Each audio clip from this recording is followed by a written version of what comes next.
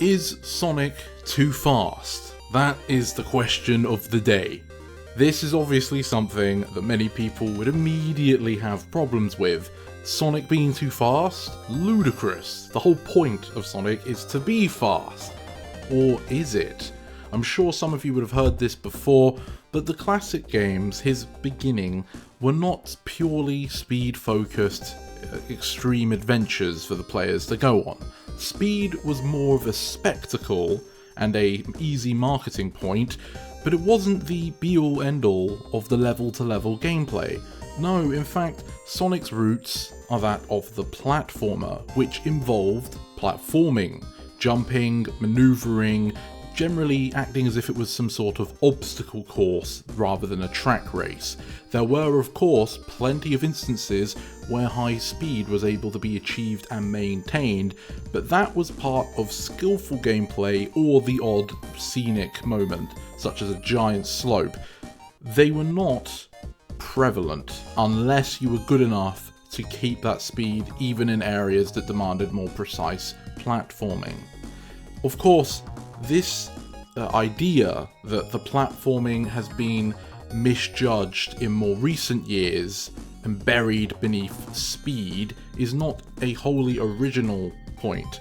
But what I really want to focus on is how far has the idea that Sonic needs to be fast distorted his opportunities for further game design exploration.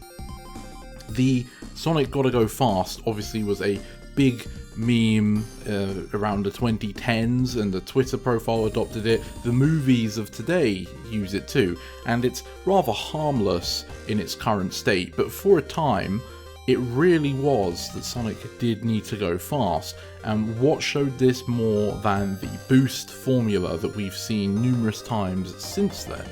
The button lets you achieve top speed whilst being near impervious to damage, but not completely, without needing to earn it. Some people say that they like it this way because they don't want to earn their speed, they just want to go fast, and that is a perfectly valid response. The problem though is how it changes the gameplay itself.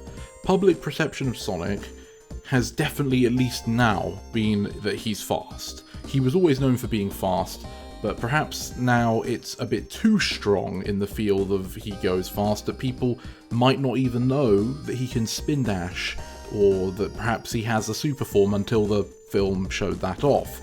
So the perception of Sonic has really impacted the way the games were made. For example, with Sonic 4 Episode 1, that whole game was about trying to appease public perception of what was good about Sonic by removing everything recent at the time in the fallout of Sonic 06 because it was perceived as bad. So they made it go 2D, they put you in Green Hill, and they just reused a bunch of classic things. And although that game today is widely criticised for playing terribly and looking bad, back then it was received quite positively.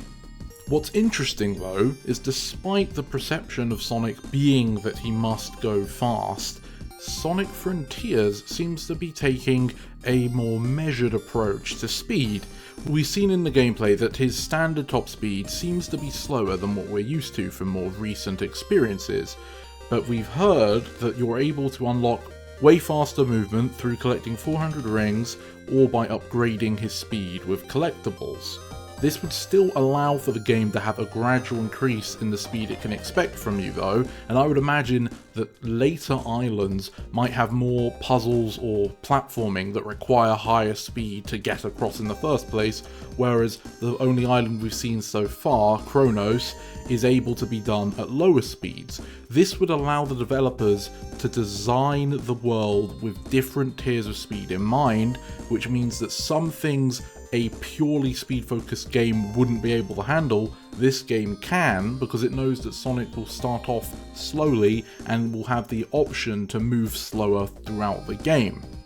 The cyberspace levels, as we've seen, are more streamlined and focused, and they can be where speed is truly allowed to run wild with specific challenges designed around it there. So this seems to be their approach to take both of the positives that both methods offer and package them into one single game without having to disappoint either groups too much. Forces was a game that tried to please everybody, and, well, it didn't. So hopefully Frontiers will be more successful, because they're not trying to appease everyone, they're just trying to help people that can enjoy 3D Sonic enjoy this game regardless of what type of 3D Sonic you like. Such a blend of speed within the 3D gameplay though has been attempted recently by Sega before with Sonic Lost World, but that game had a bunch of other issues I think which detracted from that core idea. For a start, whilst yes, Sonic did have more options of speed, the problem was they were bound to a run button like Mario games, and for Sonic this was just a completely unnatural feeling. It didn't suit the character, and it made getting speed feel strange. You had to hold down the run button, and it wasn't giving you the speed and power of a boost, it was just giving you the normal running speed. If anything, Sonic should have had a walk button, where when you hold it, it caps the top speed he's allowed to run at.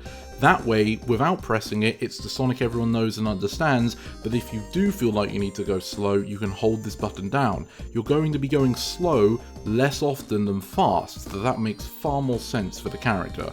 I have no idea if Frontiers will do anything along the lines of a run or walk button. I think it won't have either, but if they were to do it, it should be a walk button, not a run button. Sonic Lost World also was focused around the strange Mario Galaxy style of world traversal that partially relied on their parkour system and partially relied on wisps, both of which, as far as we can tell, are not present in Sonic Frontiers. Of course, it does have wall climbing, but that's more like Knuckles from Sonic Boom, where there are specific surfaces dedicated to climbing up the wall.